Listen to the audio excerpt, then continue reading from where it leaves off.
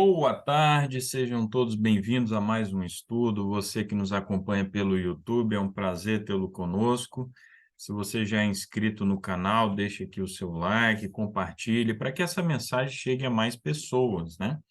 Lembrando que se você quiser entrar em contato conosco, o e-mail está na descrição do vídeo, será um prazer saber de onde você nos acompanha e incluí-lo em nosso grupo de WhatsApp, né? Você que não quer fazer parte do grupo, mas nos acompanhe, deixe aí nos comentários de onde você assiste, né, esse vídeo, onde fica a sua igreja, enfim. Será um prazer conhecê-lo. Bem, como sempre fazemos, vamos elevar a Deus uma prece.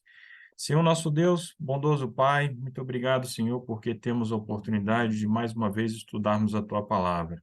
Que o Teu Santo Espírito nos ilumine, em nome de Jesus. Amém. Muito bem, meus irmãos. Hoje eu pensei em um tema, estamos aí com um tema avulso, né? Enquanto vamos pensando numa nova série de estudos. Então, é um estudo que ele se iniciará e terminará hoje mesmo, certo? E aí, pensando em um título, eu pensei justamente em um título que aparece na maior parte das Bíblias, né? Quando iniciamos aí essa sessão aqui do capítulo. Opa, tem um gatinho aí. Quando iniciamos essa sessão aqui do capítulo 12 de Lucas, né? A ansiosa solicitude pela vida. E aí eu coloquei como subtítulo Princípios inspirados de mordomia. Muito bem, então vamos entender mais, né, o que é isso. Só um instantinho, já retorno, só um instantinho. Muito bem, vamos retomar então. O texto, então, que nós vamos tomar como referência é esse daqui de Lucas 12, a partir do verso 22, né? Estamos aqui com a versão King James, e aí lemos o seguinte: E ele disse aos seus discípulos: Por isso eu vos digo, não sejais cuidadosos quanto à vossa vida, pelo que haveis de comer, nem quanto ao vosso corpo, pelo que haveis de vestir. A vida é mais do que a comida, e o corpo mais do que o vestuário. Considerai os corvos, que não semeiam, nem colhem, nem têm despensa, nem celeiro, e Deus os alimenta. Quanto mais sois vós mais valiosos do que as aves? E qual de vós poderá, com os seus cuidados, acrescentar um côvado à sua estatura? Bem, mais abaixo, né? Verso 29, Jesus diz o seguinte: E não busqueis o que comer ou o que beber, nem sejais de mente duvidosa. Porque todas estas coisas as nações do mundo buscam, mas vosso Pai sabe que necessitais destas coisas. Mas antes buscai o reino de Deus, e todas essas coisas vos serão acrescentadas. Não temas, ó pequenino rebanho, porque é aprazível a vosso Pai dar-vos o reino. E eu chamo a atenção de modo especial aqui para esse verso 33, né? Porque um estudo sobre mordomia, na verdade, ele é impossível fazê-lo num encontro só, né? Temos aí semanas de oração de mordomia, enfim. E aí eu gostaria de hoje concentrar nessa questão aqui que aparece no verso 23.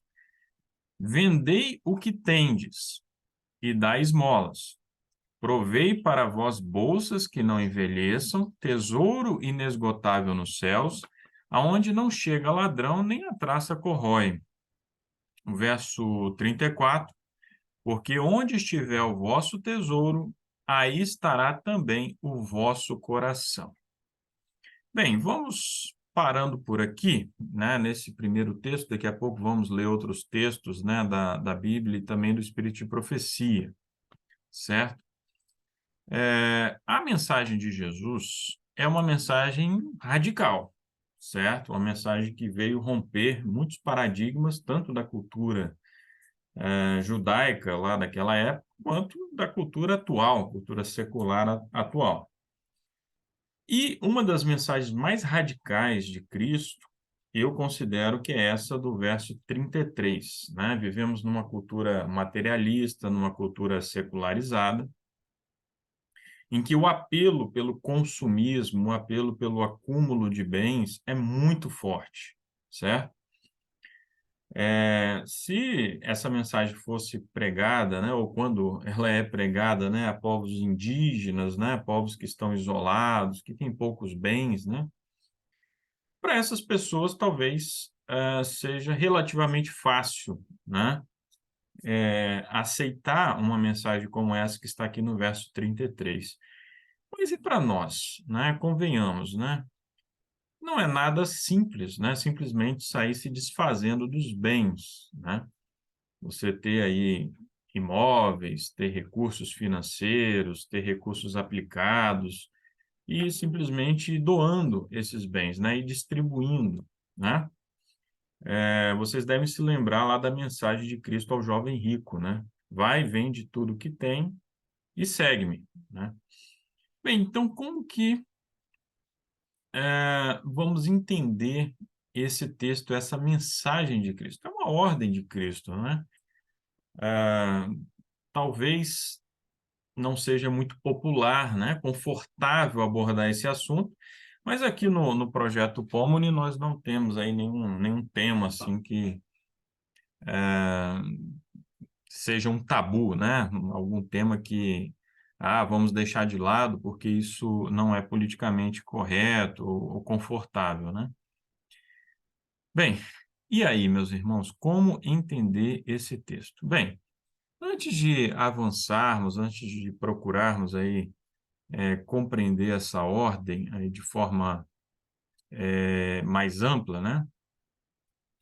Eu gostaria de compartilhar com vocês uma citação aí de um autor secular que foi contemporâneo de Ellen G. White, né? Eu tenho um apreço muito grande por ele. Muitas vezes eu já recomendei aos alunos, né, às pessoas que eu conheço. Esses dias atrás eu deixei uma citação dele lá lá na sala onde eu estou trabalhando, lá na gerência do ensino médio, na CEDU, né? O Henry David Thoreau, né? Viveu ali entre 1817 e 1862, né? E interessante que logo no início do livro dele, Walden, que é a principal obra dele, deve estar aqui em cima, só um instantinho, deixa eu pegar aqui.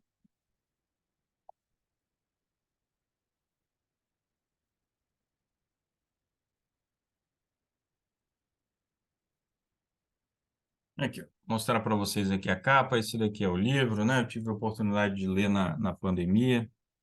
E logo aqui na introdução, ele faz uma referência, né?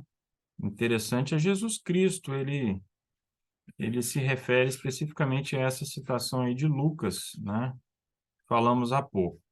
Bem, o Thoreau, ele inspirou muitas pessoas aí, muitos grandes homens, né? O Martin Luther King Jr., o Mohandas Gandhi, pessoas aí do movimento ambientalista, movimento de contracultura, libertários, enfim, um autor bem completo. E ele inspirou também os minimalistas, né? São aqueles que procuram viver com poucas coisas, né? Se desfazem, né, do excesso de bens e vivem com poucas coisas. E ele foi viver às margens do Lago Walden, né? Numa cabana, construiu lá uma cabana, viveu lá por 2 anos, cultivando o próprio alimento, vejam que coisa interessante, né? E por uma razão política, a bem da verdade, né? Naquela época existia escravidão nos Estados Unidos, ele não concordava em pagar impostos a um governo que acabava cobertando, né, os escravocratas, e por isso ele rompeu com o sistema, por assim dizer, e viveu 2 anos ali às margens do Lago Walden, né? Essa casinha aqui não é a casinha onde ele viveu, porque a casinha em si já não existe mais, aí construíram uma ali só em memória ao grande escritor Walden, né? O escritor de Walden, né? O Henry David Thoreau. Ele diz lá, a minha mobília, em parte feita por mim mesmo e o restante não me custando nada do que eu já não tenha prestado conta, consistia em uma cama, uma mesa, uma escrivaninha, 3 cadeiras, um espelho de uns 7 centímetros de diâmetro, um par de pinças e grelhas para a lareira, um tacho, uma caçarola, uma frigideira, uma concha, uma bacia, 2 facas e garfos, uma xícara, uma colher, uma moringa para óleo, outra para melado e um lampião esmaltado. Ninguém é tão pobre que precise se sentar em uma abóbora. Isso seria indolência, né? Então, é claro que você precisa de alguns objetos, ter algumas coisas, né? Então, ele não apela à preguiça, à indolência, né? E nem mesmo Jesus, a Bíblia, em momento algum. Temos que trabalhar, temos que prover os bens necessários a nós, a nossa família, né? Existem muitas cadeiras desse tipo que eu gosto nos sótãos de vila, só esperando que alguém as leve embora. Mobília. Graças a Deus posso sentar e ficar de pé sem precisar recorrer a uma loja de móveis. Ele falando ali dos móveis que ele mesmo produzia, enfim. Bem, e mais adiante aqui na citação, né, ele diz o seguinte, né, ele fala do excesso de objetos, de mobílias, né, e ele fala o seguinte: olha, jogue fora um terço disso pelo menos, né? Se desfaça de pelo menos um terço aí desse monte de tralha que você acumula. Excederia as forças de um homem saudável hoje em dia pegar a sua maca e andar. Ele está fazendo a referência àquele milagre de Jesus, né? O homem que estava há 38 anos lá coxo, né? E eu certamente aconselharia a um doente que deixasse o leito onde está e saísse correndo. Quando encontrei um imigrante cambaleando embaixo de um fardo que continha tudo que era seu, parecendo um enorme cisto que crescera em sua nuca, tive pena, não porque aqueles fossem todos os seus pertences, mas porque ele precisava carregar tudo aquilo. Se eu tiver de arrastar minha arapuca pelo mundo, tomarei cuidado para que seja leve e não me arranhe nenhuma parte vital. Mas talvez o mais sábio seja nunca meter a pata nessa cumbuca, né? Então ele tem um estilo aí muito próprio, né? Às vezes um tom de bom humor, né? E o grande apelo dele, então, é para que venhamos a nos desfazer, né, do excesso aí de bens e ter uma vida mais sóbria, né? Essa é a mensagem, é o apelo dele. Bem, avançando aqui pela Bíblia, ainda na história de Cristo, tem uma história que chama muita atenção, que está lá em João 6. João 6, verso 22, relata o que acontece a Cristo e à multidão após a multiplicação dos pães, né? Cristo multiplicou os pães e peixes por mais de uma vez. Numa dessas ocasiões, depois do milagre, ele passa ao outro lado do lago, lá do mar da Galileia, para ter um pouco de descanso, enfim, Jesus constantemente fazia isso. E aí, o que que acontece? Isso daqui é uma história que também não é muito lembrada, né? O que acontece após a multiplicação dos pães e dos peixes? Qual é a atitude daquela multidão, né?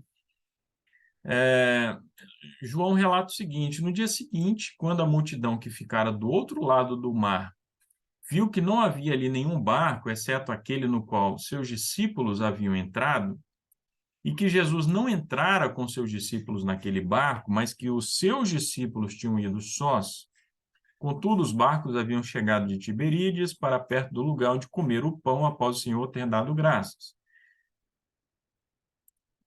Portanto, vendo a multidão que Jesus não estava ali, nem os seus discípulos, eles também embarcaram e foram a Cafarnaum em busca de Jesus, né? Se a história terminasse aí, seria muito bonita, né? Então, aquela multidão que foi abençoada, que teve ali os pães, que se alimentou, eles estão buscando a Jesus, querem a Jesus.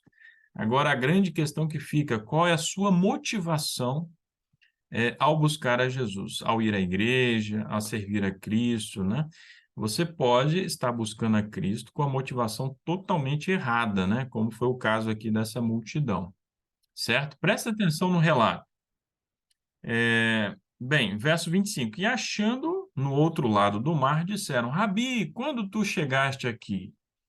Né? Então, eles começam assim com uma pergunta um tanto quanto evasiva, né? Parecendo que não queriam nada demais, né? Uma pergunta assim de pessoas, né, que no fundo querem outra coisa. Não era essa a razão ali, o que eles estavam querendo saber realmente, né? Quando, o momento ali, o horário que Jesus havia chegado ali.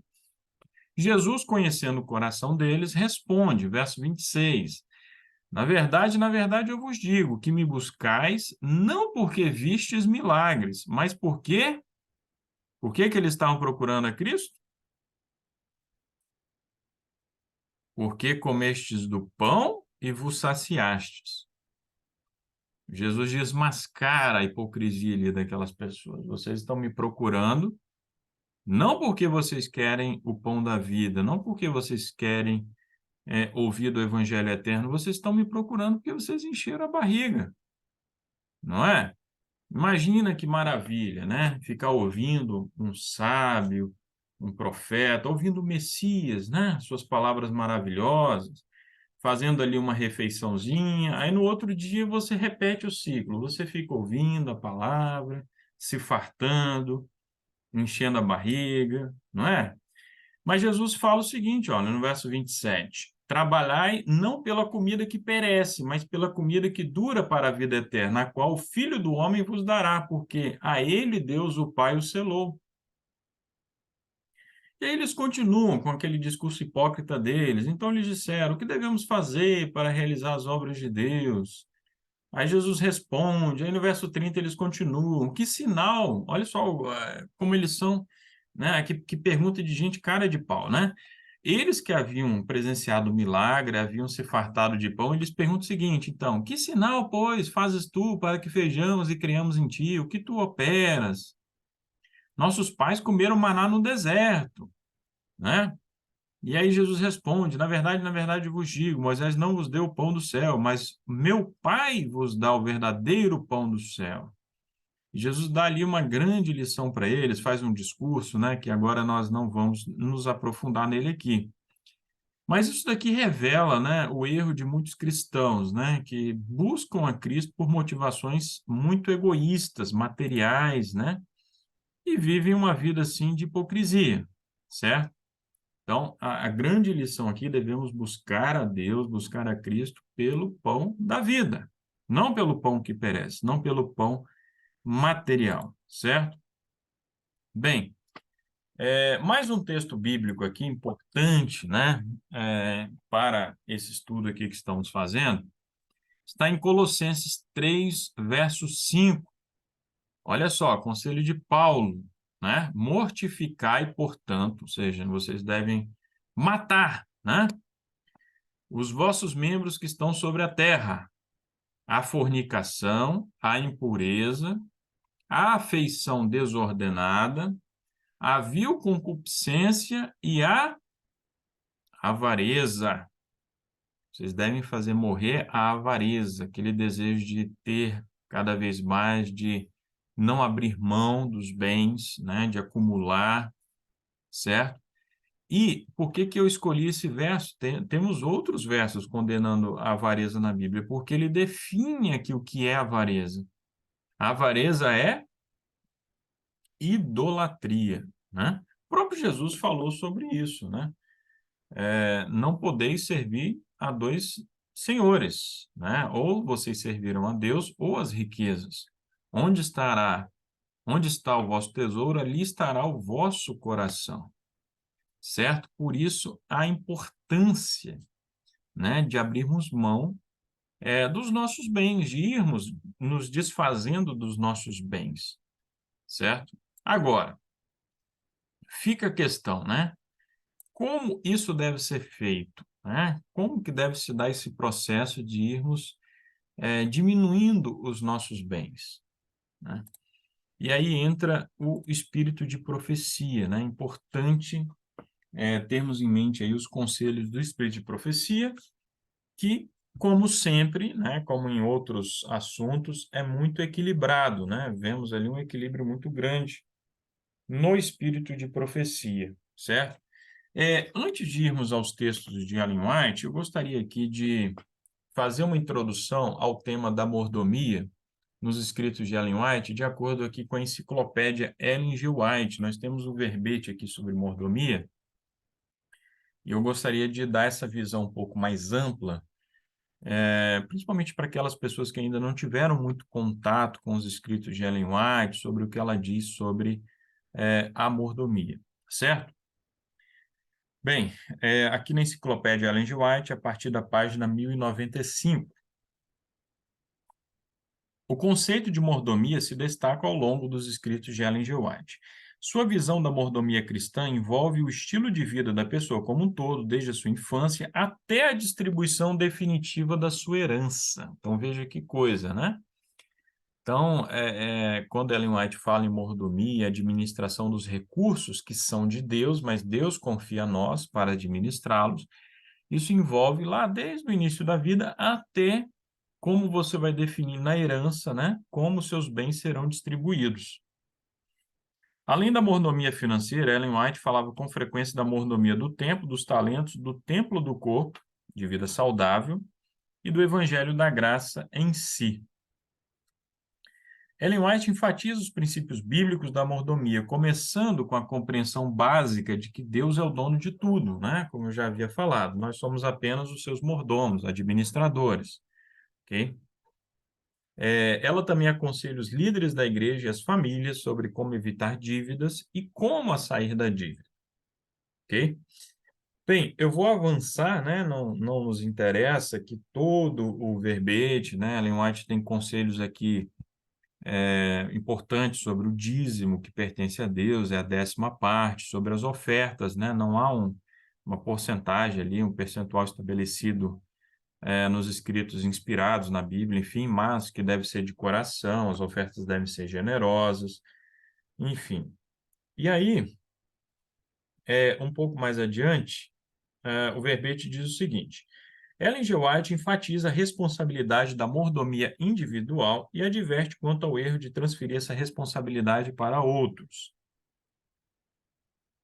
Alguns criticam o conselho dela acerca do planejamento do patrimônio como uma negligência em relação aos filhos.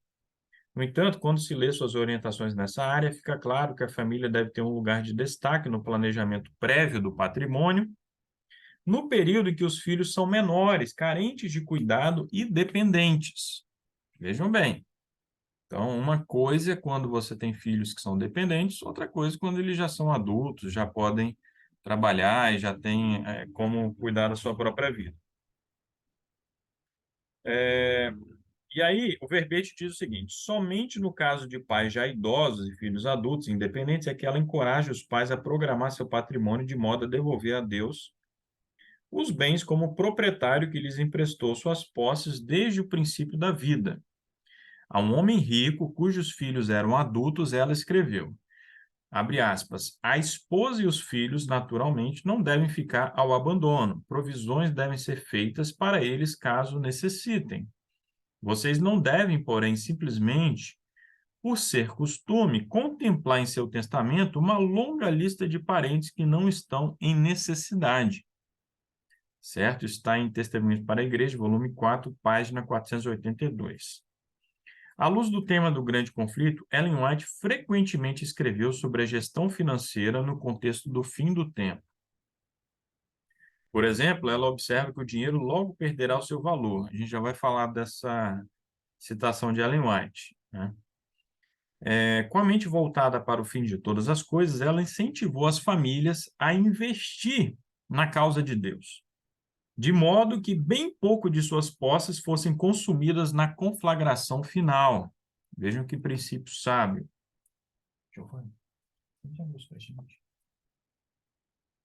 Em relação àqueles que viverem para ver a segunda vinda de Cristo, ela observou que é imperativo que depositem sua confiança em Deus e não em bens perecíveis. E aí, finalmente, ela fala do contexto do juízo final, né? Quando Jesus dirá aos fiéis mordomos, né? Bem-estar, servo bom e fiel, entra no gozo do teu Senhor, certo? Então, temos aqui, de uma forma geral, essa introdução, né, ao que Ellen White fala sobre a mordomia, especificamente sobre esse tópico que eu estou chamando a atenção aqui hoje, sobre se desfazer de bens, né? E abrir mão, e abrindo mão aí dos bens, ok? Bem, olha só o que Ellen White diz aqui em Primeiros Escritos, página 57, né? Que nos ajuda a esclarecer aquele texto inicial lá de Lucas, tá? Lucas 12. Ela diz o seguinte: vi que se alguém se apegar à sua propriedade e não inquirir do Senhor quanto ao seu dever, ele não fará conhecido esse dever. Ou seja, um princípio importante. Você não deve se apegar à sua propriedade, e sim deve perguntar, questionar ao Senhor quanto ao seu dever. O que o Senhor espera que eu faça com essa propriedade, né? Essa casa, esse apartamento, esse carro, esse sítio, né? Esses livros, enfim, o que o Senhor quer? Se você não buscar, Deus não vai lhe mostrar, ok? Sendo-lhes permitido conservar sua propriedade, no tempo da angústia, isso virá sobre eles como uma montanha para esmagá-los. Olha só, meus irmãos, esse texto em que sério. E eles procurarão dispor dela, mas não será possível. Então, o que Ellen White está falando? Que pessoas irão procurar vender, se desfazer das suas propriedades no momento de crise. Quando irão acordar, irão se alertar, né, para a seriedade dessa mensagem que estamos chamando a atenção aqui hoje, mas como não procuraram saber no momento certo, Deus não lhes revelou, e eles vão ficar angustiados, esmagados como sob uma montanha, e não irão conseguir se desfazer dessas propriedades. Então vejam que mensagem séria é essa. Ouvi alguém lamentar assim, abre aspas, a causa estava definhando, o povo de Deus estava perecendo de fome pela verdade, e nenhum esforço fizemos para suprir a falta. Agora a nossa propriedade de nada vale. Sabe, meus irmãos, a gente já tem algumas pequenas mostras disso aí pelo mundo, sabe? Em alguns países, devido a graves problemas políticos, sociais, econômicos, as pessoas já têm vivido isso, sabe? Eu assisti a um documentário um tempo atrás sobre venezuelanos que tiveram que deixar a Venezuela, o país vive uma crise aí já há vários anos, e venderam, por exemplo, a casa. A pessoa vendeu a casa, quando chegou ao Brasil, viu que aquela casa, aquele valor que ele havia vendido, aqui no Brasil valia R$ 100, certo? Então, assim, os bens, eles vão se derreter, certo? Por isso que Jesus falou, para nós acumularmos um tesouro no céu, onde a ferrugem não corrói, os ladrões não roubam, e daí por diante, ok? E olha só a angústia das pessoas, hein? Se tivéssemos permitido que ela se fosse e acumulado o tesouro no céu.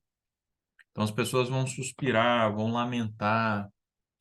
Se eu tivesse vendido a minha casa no tempo certo, apoiado os missionários que estão lá na região da janela 10/40. Se eu tivesse investido em publicações, agora eu não posso mais fazer isso, né? Vi que o sacrifício não aumentava, mas decrescia e era consumido. Vi também que Deus não requeria que todo o seu povo dispusesse de suas propriedades ao mesmo tempo. Por quê? Os fiéis filhos de Deus foram consultando a Deus, foram inquirindo a Deus sobre o que fazer com as suas propriedades. Em momento algum, Deus deu a ordem, Deus instruiu todos ao mesmo tempo para irem vender tudo. Já era assim lá no tempo de Cristo, não foi assim? Jesus falou para o jovem rico vender tudo e segui-lo, mas ele não deu essa mesma ordem para todos ali. Haviam, por exemplo, mulheres ricas que com seus recursos apoiavam ali os discípulos, né? Financiavam ali o trabalho de Cristo, certo? Então, devemos inquirir, devemos procurar saber com Deus, né, o que fazer com as nossas propriedades, os nossos bens, porque Ele vai orientando cada um no momento certo, de forma escalonada, e não todos ao mesmo tempo, certo? De alguns se tem pedido no passado que dispusessem de suas propriedades para sustentar a causa do advento, enquanto a outros tem sido permitido conservá-las até o tempo da necessidade. Então, quando a causa delas necessite, né, aqui a causa está com C maiúsculo, ou seja, a causa de Deus. Quando a causa de Deus necessitar, seu dever é vender, certo? Então, quando Deus instruir e falar, olha, esse é o momento, é o seu dever vender, é o meu dever vender e entregar tudo para a obra de Deus. E esse outro parágrafo aqui é importante também, ó. Vi que a mensagem, vendei os vossos bens e dai esmola, não tem sido apresentada por alguns em sua clara luz, e o objetivo das palavras de nosso Salvador não tem sido claramente apresentado. O objetivo de vender não é dar aos que podem trabalhar e sustentar-se a si mesmos, mas para espalhar a verdade. Então, fazendo uma relação com aqueles, né, aquelas pessoas da multidão que estavam buscando lá Cristo na cara de pau para se encostarem, para ficarem enchendo a barriga às custas, né, dos milagres ali de Cristo, e Cristo os cortou assim de uma forma muito franca, muito direta, né? Vocês estão aqui por interesse, e a obra de Cristo, o evangelho, não é esse, né? Então, Ellen White reforça esse conselho aqui.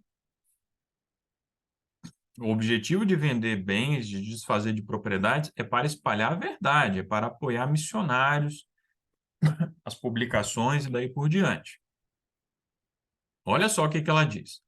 É um pecado sustentar e favorecer a indolência, a preguiça, né, dos que podem trabalhar. É um pecado. Né? Eu estava conversando com um ancião um tempo atrás, ele estava falando de pessoas que estavam na igreja numa dependência assim, eterna. Pessoas que não queriam, né, ou que não estavam se esforçando para ir trabalhar e todo mês lá recebendo cesta básica e cesta básica. Aí chegou o momento que a igreja decidiu falar, olha, acabou, daqui para frente nós vamos ajudar outros pobres e não mais a sua família. E aí o que aconteceu? Essas pessoas simplesmente deixaram a obra de Deus, né? Falaram, então se é assim, eu não quero mais saber dessa igreja e vou embora, certo? Olha, meus irmãos, de algum modo é até melhor que aconteça isso, né? Porque essas pessoas interesseiras que não estão ali pelo evangelho, pela verdade, já vão saindo logo de uma vez, né? E deixam de ser um peso à obra de Deus, né? Um peso aos irmãos, porque nós não devemos ser um peso a ninguém, né? Há pessoas que ficam fazendo dívidas, vivendo assim no luxo, e aí depois ficam lá, quando as coisas acabam errado, né? Ficam lá dependendo e sendo um peso aos irmãos, ok? E é um pecado, olha só, né? É um pecado sustentar essas pessoas indolentes, preguiçosas. Alguns têm sido zelosos em assistir a todas as reuniões, não para glorificar a Deus, mas por causa de pão e peixe.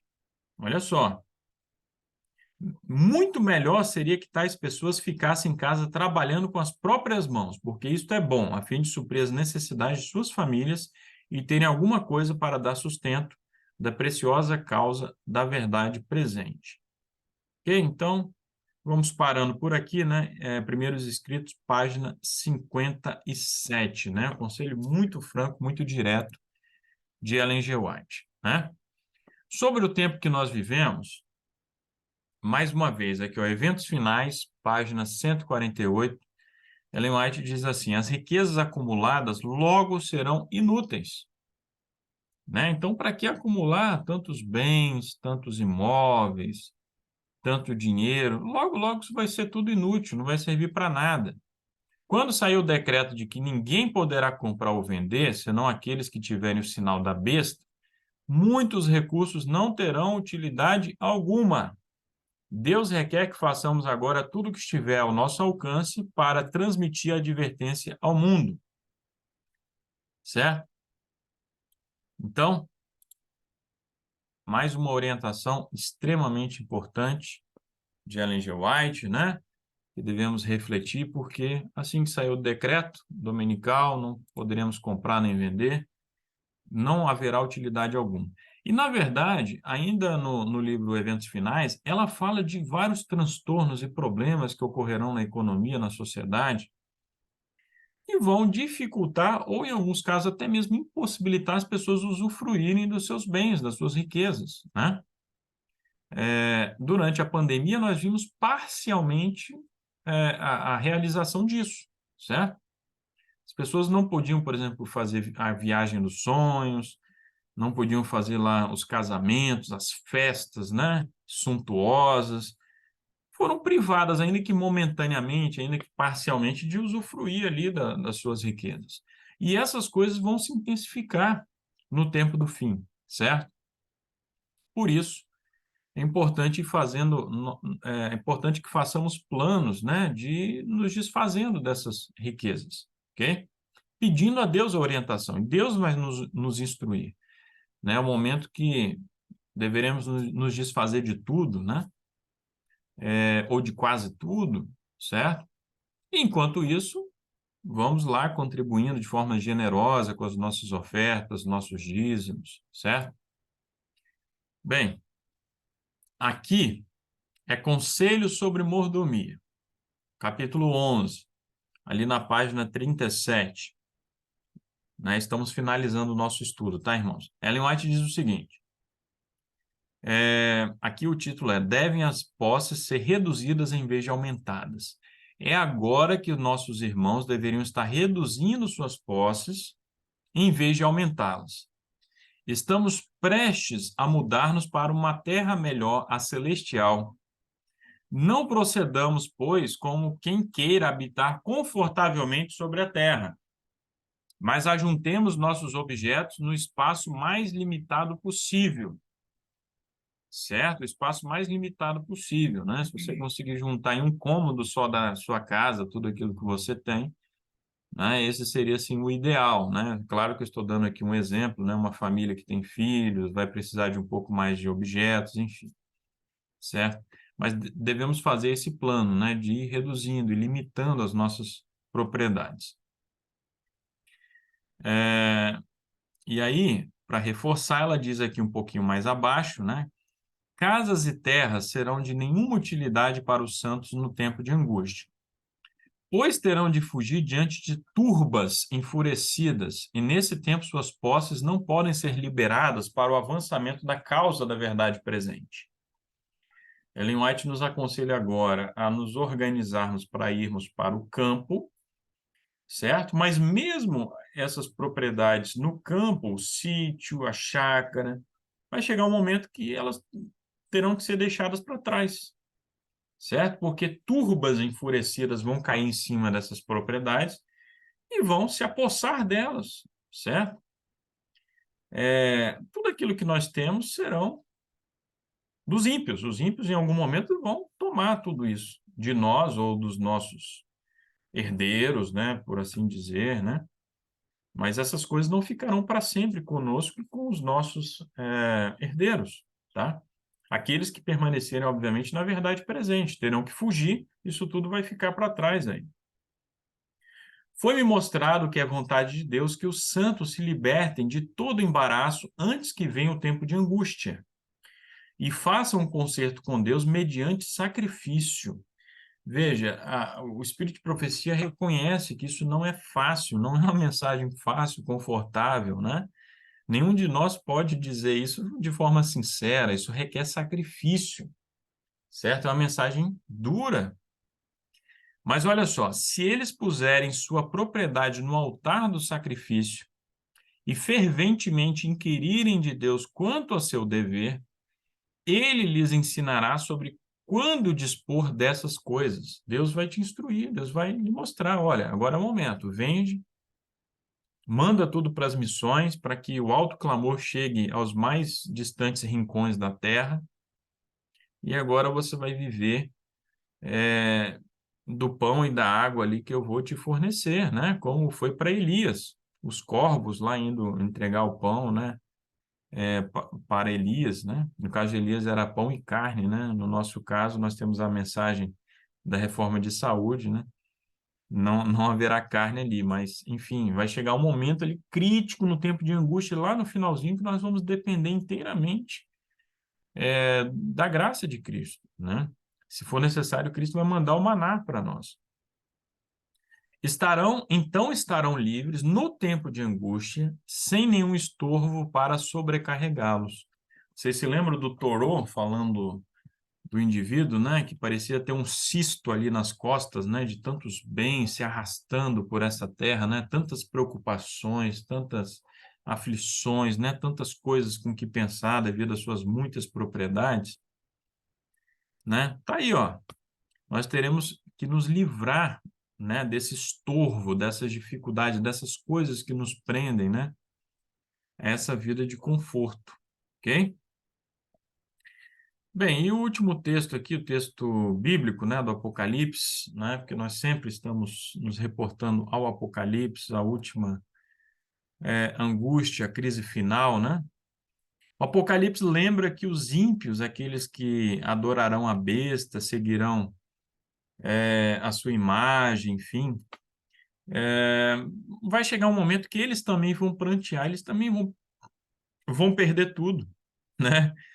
Então, se alguém, né, escolhe ficar do lado da besta, né, ficar do lado do inimigo, né, para usufruir momentaneamente dos prazeres, dos bens dessa terra, saibam que também irão perder, irão também se lamentar, né? Aqui Apocalipse 18, verso 11. Olha só. E os mercadores da terra, né, fazendo uma referência aqui, né, às pessoas endinheiradas, né, chorarão e lamentarão sobre ela, sobre Babilônia, porque nenhum homem compra mais as suas mercadorias. Mercadorias de ouro e de prata e de pedras preciosas e de pérolas e de linho fino e de púrpura e de seda e de escarlate e toda madeira odorífera e todo tipo de vaso de marfim e todo tipo de vaso da mais preciosa madeira, de bronze, de ferro e de mármore, e canela, e fragrâncias, e ungüentos, e olíbano, e vinho, e azeite, e farinha finíssima, e trigo, e animais, e ovelhas, e cavalos, e carruagens, e escravos, e almas de homens. Olha só, até almas de homens, né? E os frutos do desejo de tua alma partiram de ti, e todas as coisas que eram saborosas e agradáveis partiram de ti e não mais as acharás de forma alguma. Os mercadores dessas coisas que por elas se enriqueceram ficarão de longe pelo temor de seu tormento, chorando e lamentando, e dizendo: ai, ai, daquela grande cidade, que se vestia de linho fino, e de púrpura, e de escarlate, se adornava com ouro e pedras preciosas e pérolas, porque em uma hora tão grandes riquezas viraram em nada. E todo timoneiro e toda a companhia das naus e marinheiros e todos quantos fazem comércio marítimo ficaram de longe, vendo a fumaça de seu incêndio, e eles gritavam dizendo: que cidade é semelhante a esta grande cidade? E lançaram pó sobre as suas cabeças e clamaram, chorando e lamentando, dizendo: ai, ai, daquela grande cidade, onde se enriqueceram todos os que tinham navios no mar em razão de seu alto preço, porque em uma hora ela foi desolada. Regozijaste sobre ela, tu, céu, e vós, santos apóstolos e profetas, porque Deus vos vingou dela. Seremos vingados, né, das maldades, das perseguições de Babilônia. E um poderoso anjo ergueu uma pedra semelhante a uma grande pedra de moinho e lançou-a no mar, dizendo: deste modo, com violência, será a grande cidade de Babilônia derrubada e não será mais achada de forma alguma. Amém? Posso ouvir um amém de vocês? Amém. Amém. Amém. Gostei do amém do Vanderlei, que foi um amém assim que ecoou, né? Amém, amém, amém.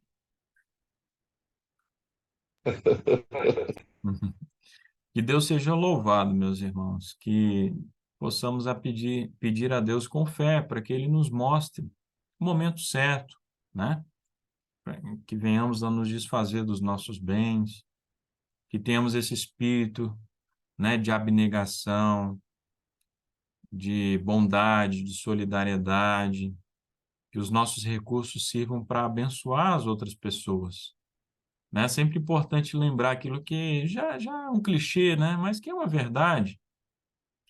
Se o evangelho chegou até nós, foi porque alguém patrocinou os missionários, os evangelistas, a literatura, para que esse evangelho eterno chegasse aqui até nós, certo? Senão teria ficado lá nos Estados Unidos, não teria se expandido, né? Se ninguém tivesse patrocinado, né, essa mensagem não iria se difundir. É claro que temos a promessa lá na Bíblia que se nós não pregarmos, as pedras clamarão, né? Mas, enfim, pessoas investiram seus recursos para que essa mensagem se espalhasse pelo mundo, né? Não é fácil a decisão, é verdade, concordo. Não é fácil a decisão. E a primeira decisão deve começar no nosso culto de daqui a pouquinho, né? Vamos com as nossas famílias, né? Fazer o culto do pôr do sol. E a primeira decisão será orar a Deus, pedir para Ele nos mostrar o momento certo de nos desfazermos dos nossos bens, que é esse o conselho ali do Espírito de profecia, né? Então, será que teremos essa coragem na nossa próxima oração, né? De pedirmos individualmente a Deus que nos mostre isso? Porque o momento que Ele mostrar, nós deveremos cumprir, deveremos fazer isso, certo? Veja, irmãos, é Deus que opera em nós o querer e o efetuar, né? Então, a nossa vida tem que ser uma vida de fé, realmente, né?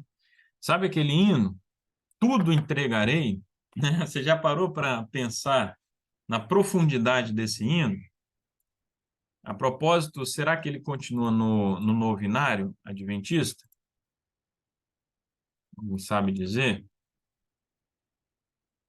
Pesquisando aqui agora, bateu essa curiosidade, sabe? Continua, é o hino 302.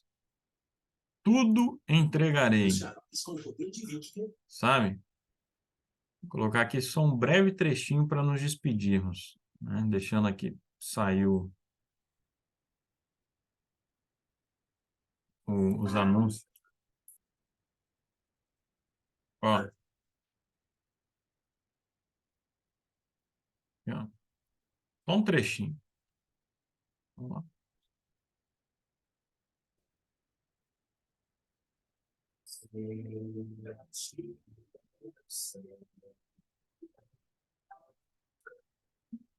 Entregarei, tudo entregarei. Sim, por ti, Jesus bendito, tudo deixarei.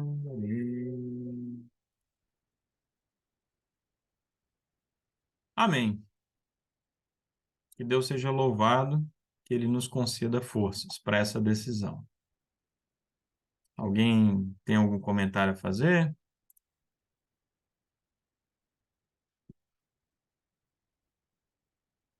Não? Uma última observação. Para quem acha essa mensagem difícil, de fato ela é, né? O primeiro passo é comprar menos, né? Abrir mão do consumismo, né? Então, comece comprando menos, sendo um comprador mais criterioso, né?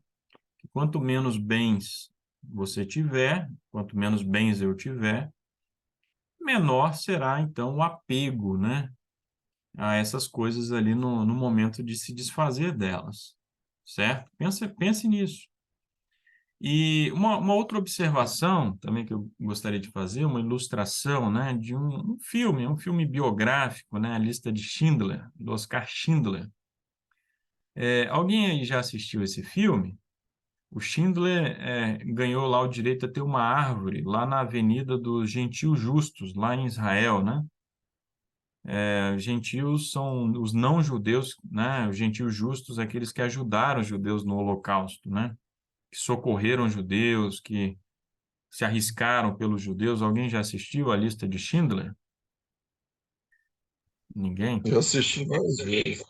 Assistiu o Vanderlei. Então, chega um momento lá no final, porque é basicamente o seguinte, ele usava as próprias fábricas dele, ele era um rico industrial, né, para abrigar os judeus.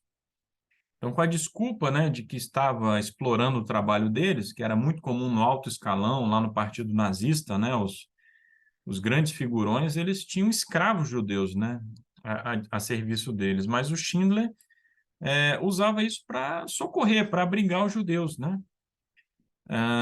E ele nem, por fim, ele nem estava contando mais, nem ficava exigindo nenhum trabalho deles. Eles apenas eram abrigados lá. Mas ele usava, inclusive, o dinheiro dele para subornar, né? Pessoas ali, guardas, soldados que estavam levando os judeus para o Holocausto, para abrigá-los lá, né? E aí chega no momento final, quando a guerra está terminando, e ele se despede dos judeus e ele fala que ele tem que fugir, ele tem que se esconder, porque, para todos os efeitos, ele explorou o trabalho de judeus, né, nas fábricas dele. Então, ele deveria se refugiar, se esconder, para depois tentar a defesa dele, né, para não ir para a cadeia, enfim. E é um momento dramático que ele se despede, e ele olha, inclusive, para um broche que está na roupa dele, e ele começa a se lamentar. Ele não tem a consciência tranquila. Vejam só que coisa, né? Por mais que tivesse socorrido ali milhares de judeus, né? Ele não pensa nisso, ele pensa naqueles que ele deixou de socorrer, né? E ele olha até para o broche que está no terno dele, ele fala, olha, eu poderia ter vendido esse broche aqui de ouro e tal, e ter socorrido mais um, dois judeus, né? E ele fica com a consciência muito pesada, né? E é assim que ele foge, é assim que ele vai embora, né? Então, meus irmãos, eu fiz um paralelo, né? Eu refleti sobre isso, né? Eu fiquei pensando, bem, esse mesmo sentimento nós poderemos ter lá na angústia final, sabe? No tempo de angústia, na angústia de Jacó. Poderemos estar refletindo sobre isso também, sabe? Eu poderia ter ali vendido algum bem meu, né? Poderia ter me desfeito ali de algum livro, né? De algum objeto, sabe? E ter ajudado na pregação do evangelho, comprado livros, mais livros, literatura, ajudado missionários. E será um momento muito angustioso, sabe? Ou angustiante, né? Esse momento, sabe? Então, que possamos refletir nisso e tomar essa decisão, né? De patrocinarmos aí o avanço do Evangelho. Muito bem, vamos encerrando. Daqui uns 20 minutinhos aproximadamente vai terminar o sábado. Eu vou pedir o professor Hernani que possa fazer a oração. Tudo bem, Hernani? Ok, oremos. Querido Deus, bondoso Pai que está nos céus, nós te agradecemos por mais um dia no qual o Senhor nos proporcionou a oportunidade de estarmos aqui presentes, estudando e aprendendo da Tua Palavra. Te entregamos também um dia de sábado, mais um dia na qual o Senhor nos deu aí para que possamos separar, para aproximarmos mais de Ti. Muito obrigado.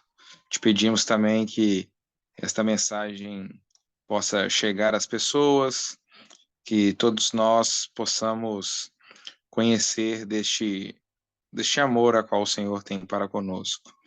Fique conosco, é o que te pedimos e agradecemos no santo e doce nome de Jesus. Amém.